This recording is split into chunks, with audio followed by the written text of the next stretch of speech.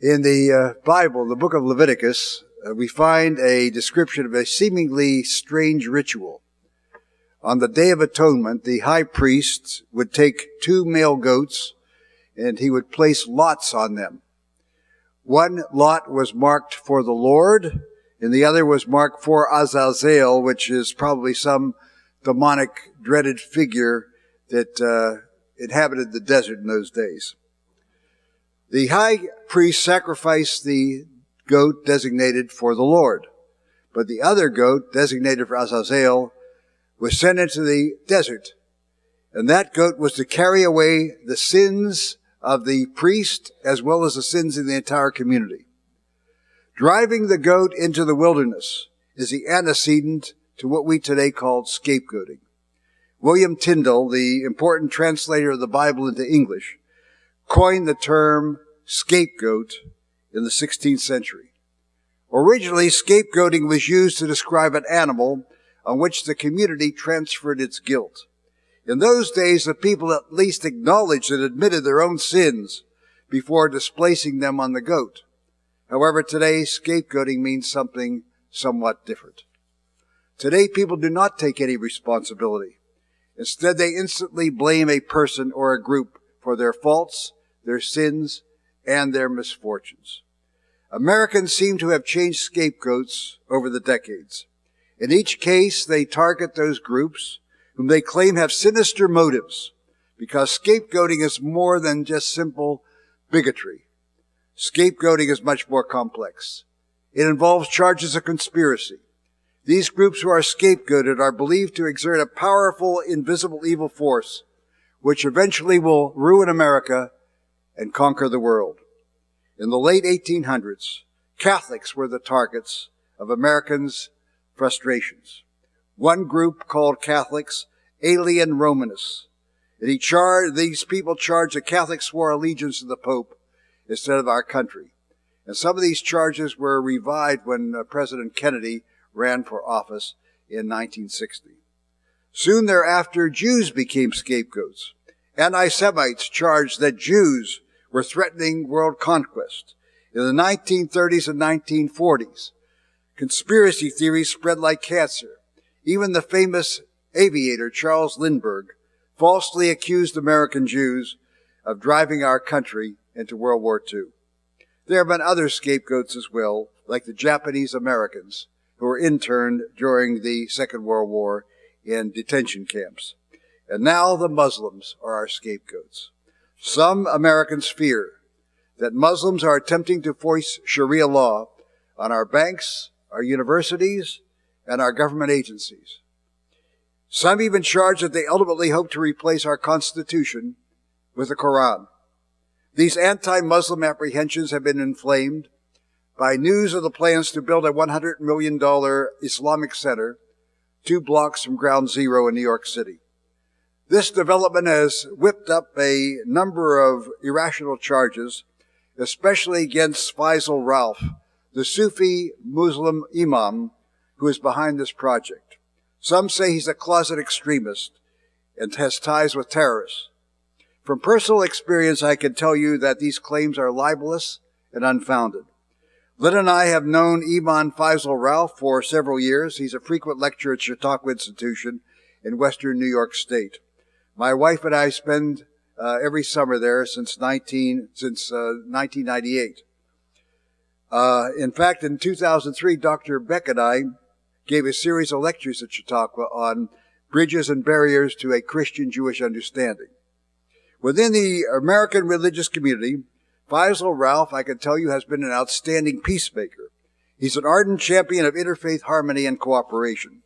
And when he speaks about Sharia law, he highlights its core principles like the right to life, dignity, and education, and rejects the Taliban's inhumane distortions of Sharia. To him, the stoning of women and denying them an education are aberrations of Sharia. Sharia contains a vast complex body of religious legislation, and only a skilled interpreter like Faisal, and not untrained amateurs, can draw conclusions that are correct from it. We have now moved into an era, thank God, when voicing any kind of prejudice is taboo. It is no longer fashionable to use the N-word or to speak disparagingly about a racial, religious, or ethnic group in polite society. The one single exception seems to be the Muslims. Bigotry against Muslims seems to be our only legitimate prejudice today. The Muslims have become, as I say, our latter-day scapegoats. Prominent American members of the clergy, like Franklin Graham, son of the famous evangelist Billy Graham, have joined this ugly chorus of defamation. He has labeled Islam a very wicked and evil religion, and he continues to denigrate Islam unceasingly and unapologetically to this very day. Franklin Graham's accusations are so vile that the invitation extended to him last year to participate in the National Prayer Breakfast was withdrawn. I know of some religious groups that refuse to participate in interfaith worship services as long as Muslims are involved. Like all brands of scapegoating, antipathy to Islam is driven by an irrational fear. What's the source? There are some Americans today who are distressed and anxious. They're upset that the United States is no longer a predominantly all-white, Anglo-Saxon Christian country as it once was. And so they feel threatened because America has changed, and these fears have been exacerbated by America's loss of security since 9/11, by our current economic crisis, and by waves of foreigners entering America, and also, and most important, by having a black president in the White House. Their dreams of this ideal white America, white Christian America, have been tarnished and blemished and defiled, and they need somebody to blame.